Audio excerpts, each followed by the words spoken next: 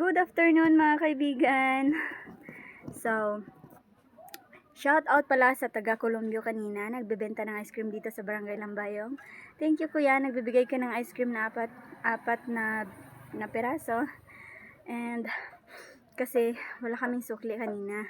Binigay niya na apat guys kasi wala daw siyang pasukli. At saka kami sana yung buena mano kaso naawa daw siya sa dalawang anak ko tsaka sa pamangkin ko. Habang naglilinis kasi ako guys, sinarangan ko siya kasi gusto kong bumili. Pero wala daw siyang pasukli. Kaya ayun, binigay niyang libre. Sobrang bait mo kuya. Hindi ko na itanong yung pangalan mo pero nakikita ka ng Diyos at alam ng Diyos kung sino ka. And salamat sa iyo. Hindi man ako nagpapasalamat ng na marami kanina. Hindi yung sapat na salamat. Pero sobrang na-appreciate ko yung ginawa mo. Thank you kuya. At sana pagpalain ka ng Diyos at saka kung saan ka man pupunta ngayon. Sana mas i-bless ka pa ng Panginoon sa nagawa mo. Thank you.